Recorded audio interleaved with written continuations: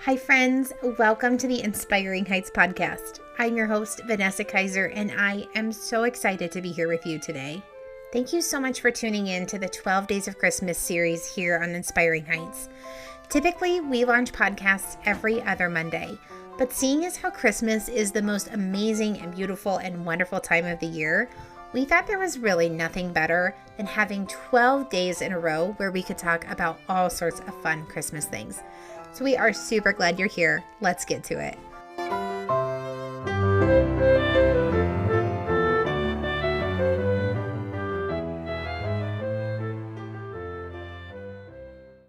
Hi friends, welcome to another 12 Days of Christmas episode.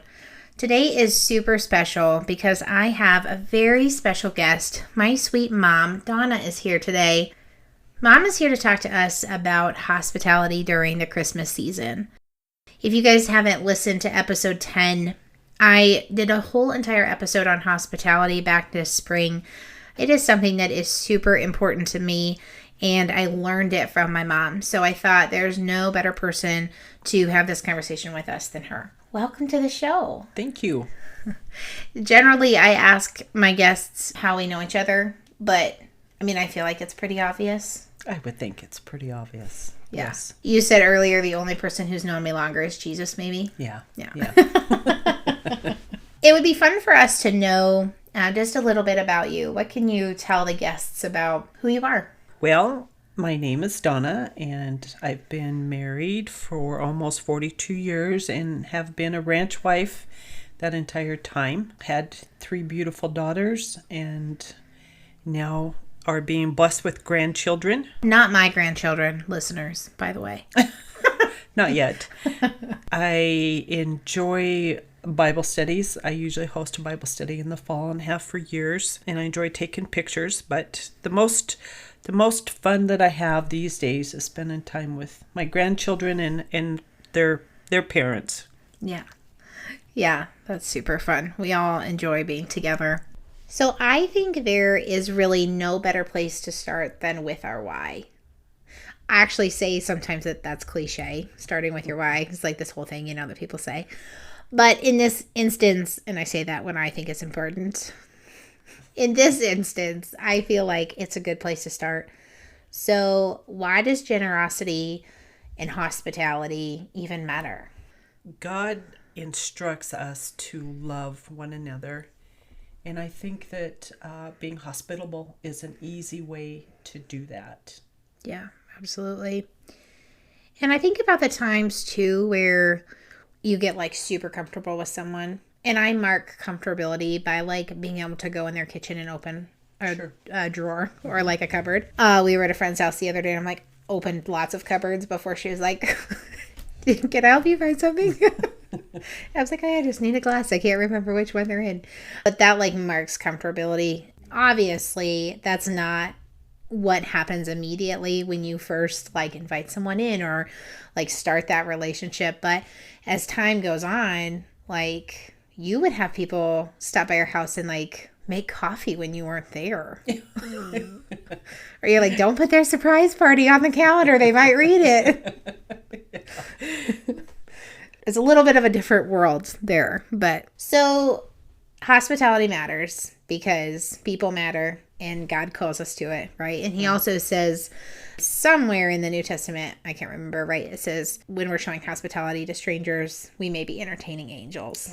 Right. So what does hospitality look like for you guys during the Christmas season? Well, I think that for us, I try always to look for someone, a single person or even a family that is going to be alone for Christmas, meaning they have no family that's going to be able to join them, and then try to invite them to join us. Yeah. With that being said, I don't take away from our family Christmas. We usually open and do our Christmas morning and then invite whomever over for lunch and the remainder of the day. If it's a single person, I've had people come over Christmas Eve, take them to church, come home, spend the night, and then they join us opening gifts, and always make sure that they have a little something for Christmas. Yeah. I was just trying to think back, and it's been years since we have not had someone there for Christmas. That was like a bonus to the family for, the day or both of those days. Yeah, it's just as much of a blessing to us as it is our guests that come. Absolutely. Hospitality is a gifting, I think. I think some people that comes a little bit more naturally than other people. But I also think we're all called to it. So, how did you learn? Like, are you someone who you're like, that's just like something that comes super naturally to me? Like, I love having people in our home. It's not uncomfortable for me. Was it something that you learned over time? I think it's just something that's been always kind of natural for me. So when we built our house, I felt like God wanted us to use it to serve other people. And I love to entertain. I am very simple. If you come to my house once, I will pour you coffee. If you come a second time, there's the coffee pot, the cream's in the refrigerator. Make yourself at home. If you're hungry, find some food. I like to try to make people feel as comfortable as if they were family. Yeah, absolutely. And is that something that you've seen exhibited like in your childhood or your early married years? So for me, obviously I've seen it my whole life. So it comes naturally to me, probably because I have that similar personality space that you do, right? Where I love to have people in our home. It brings a lot of joy to me. But I also just seen it growing up a lot. So it was very normal. So for you, sorry, so I asked a question, then I answered it. So back to you, is that something that you've seen exhibited or something that you just grew that muscle after you and Dad got married? I think I just grew that after I got married. I had a large family. Dave had a large family. And when the holidays come, it was spent with those families, which was a wonderful time also. Yeah. But I don't ever recall, doing the stuff that I've done or having extra people in over the holidays. Yeah, absolutely. And one of the things that I think is kind of cool too is that we often think of hospitality as people coming in, which it is a lot of times, right?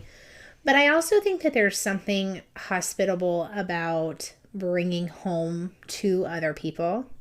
And you do that every year by the way of delivering homemade Christmas goodies. Can you tell us about that and how that all got started? I don't really recall how it got started. I just remember when our oldest daughter got big enough to decorate cookies.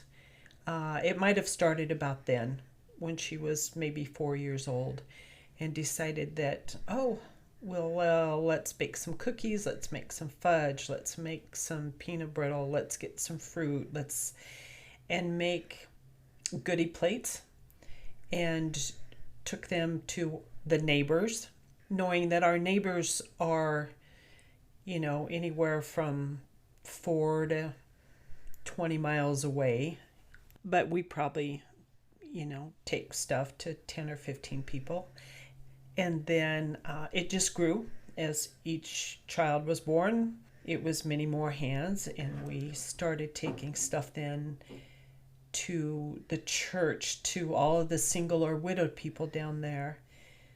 And they were so appreciative that it just filled your heart with joy that something so little could make them feel like they were loved. Yeah, absolutely. Yeah, I did a gift episode in the 12 Days of Christmas, and that's one of the things I said was don't ever underestimate the power of a homemade gift, as simple as a plate of cookies. Absolutely. And we have 2 bachelor neighbors that expect their goodies every year. Yes.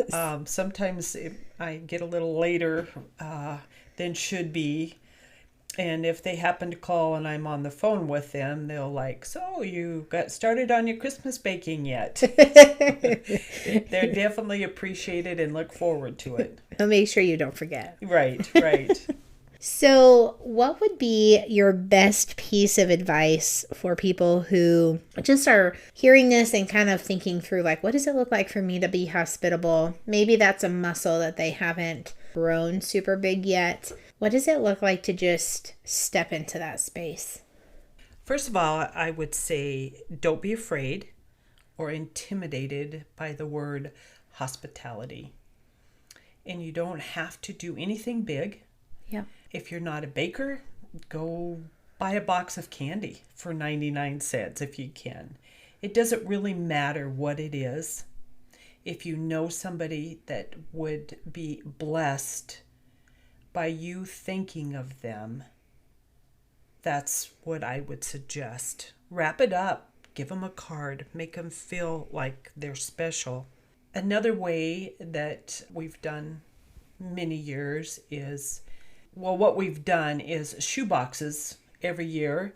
And although we don't personally see how the kids react to that, you get the reports back and you get to see pictures of these kids and what it means to them. So if it's not something local you do, you could do a shoebox, or there's lots of organizations that way to be able to share your hospitality. The other thing that we've done a few times is, if there is a family that's had a hard year, is try to get each of the children something for Christmas and not forget about mom and dad. Yeah. Because they need a gift too. And I'm not talking $100 gifts. I'm talking, maybe some socks and a shirt or something that they need, but it's something they get to open. Yeah. And then give them the fixings for a meal. We will never know how blessed they are. Yeah, absolutely. Absolutely. Well, thank you so much for being here today. This was super fun. Before we go, one of the things that we've been doing at the end of every 12 Days of Christmas episode is talking about a 12 Days of Christmas tradition. So, what is your favorite Christmas tradition? Or two, if you can't think of just one. I probably would have to go with a couple of them. One is decorating the cookies. That's always been a special time for me because I got to do it with you girls. Yeah. And now what makes it more special is the couple of the grandkids are getting old enough that they actually enjoy decorating cookies. And mind you, they might only do 5 or 6, but it's fun. It's fun to watch them. And it's fun to watch them take that plate of cookies to a neighbor. Yeah. And that brings joy to my heart. Yeah. And the other really special thing is that Christmas morning, before we ever open our gifts, we always read the Christmas story together. And not just one person, but we all take a chunk of it and read that together. And I think that blesses my heart. Well, I know that blesses my heart because Christmas isn't necessarily about the gifts that we get here on earth, but it's the gift that Christ gave us. Yeah, absolutely. Oh, that's awesome. Thanks so much for sharing. Thanks so much for being here today and talking to us about hospitality and letting us learn from your wisdom. It was nice to be here. Merry Christmas. Merry Christmas to all of you.